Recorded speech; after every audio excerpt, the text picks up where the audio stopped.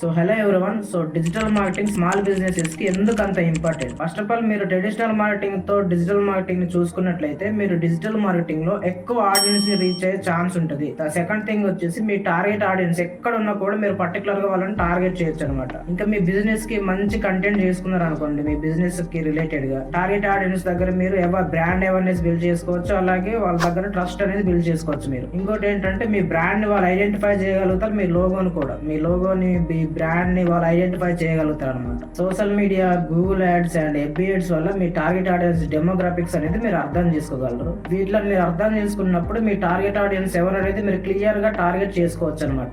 ఇలా చేయడం వల్ల వాళ్ళు మీ ప్రొడక్ట్ ఆర్ సర్వీసెస్ అనేది కొంటారు, మీకు కస్టమర్ అయ్యే ఛాన్స్ ఎక్కువ ఉంటది. మీకు ఐడియా వస్తుంది మీ టార్గెట్ ఆడియన్స్ ఎవరు, వాళ్ళు ఎలా థింక్ చేస్తారు అనేది. దాన్ని బట్టి మీరు స్పెసిఫిక్ సెగ్మెంటేషన్ కి టార్గెట్ చేయగలరు. వాళ్ళకి ఎలాంటి కంటెంట్ నచ్చుతుంది అండ్ వాళ్ళకి అడ్వర్టైజింగ్ ఎలా చేయాలి అనేది. డిజిటల్ మార్కెటింగ్ అనేది చాలా తక్కువ కాస్ట్ తో మీరు స్టార్ట్ చేసుకోవచ్చు అండ్ అలాగే లో ఇన్వెస్ట్మెంట్ అండ్ హై ప్రాఫిట్స్ అనమాట. ఇక్కడ ఇంకోటి వచ్చేసి మీ రిజల్ట్స్ ఉంటాయి కదా, వాటిని మెజర్ చేసుకునే ఛాన్స్ కూడా మీకు ఇక్కడ ఉంటుంది అనమాట. మీ కస్టమర్స్ ని సోషల్ మీడియా ద్వారా, ఇమెయిల్ మార్కెటింగ్ ద్వారా డైరెక్ట్ గా ఇంటరాక్ట్ అయ్యి వాళ్ళ దగ్గర మీరు ట్రస్ట్ అనేది బిల్డ్ చేసుకోవచ్చు. ఇంకా మీ వెబ్సైట్ కి ఎంత ట్రాఫిక్ వస్తుంది, మీ పోస్ట్ ఆర్ వీడియోస్ ఎంత మంది చూస్తున్నారు అనేది ఇలా మీరు అన్ని తెలుసుకోవచ్చు అనమాట. ఇక్కడ మీరు ఎయిడ్స్ రన్ చేసేటప్పుడు మీరు డిఫరెంట్ మెథడ్స్ లో వాటిని చెక్ చేయొచ్చు అనమాట. ఎలా అంటే ఎక్కువ మంది దేనికి ఎక్కువ చూస్తున్నారు, దేనికి ఎక్కువ మంది లైక్ చేస్తున్నారు, దేనికి ఎక్కువ మంది అట్రాక్ట్ అవుతున్నారు అనేది మీరు తెలుసుకొని వాటిని రియల్ టైమ్ లో తీసుకెళ్తే మీకు సేల్స్ కానీ కన్వర్షన్స్ అలాగే మీ టార్గెట్ ఆడియన్స్ ని కరెక్ట్ గా రీచ్ అయ్యే ఛాన్స్ ఉంటుంది. ఇక్కడ మేజర్ థింగ్ ఏంటంటే మీ టార్గెట్ ఆడియన్స్ ని మీరు అర్థం చేసుకున్న వాళ్ళు అవుతారు అనమాట. ఫస్ట్ ఆఫ్ ఆల్ ఎస్పెషల్లీ ఎంత చిన్న బిజినెస్ అయినా పెద్ద కంపెనీస్ తో పోటీ చేయొచ్చు. వీళ్ళకి పర్టికులర్ ఒక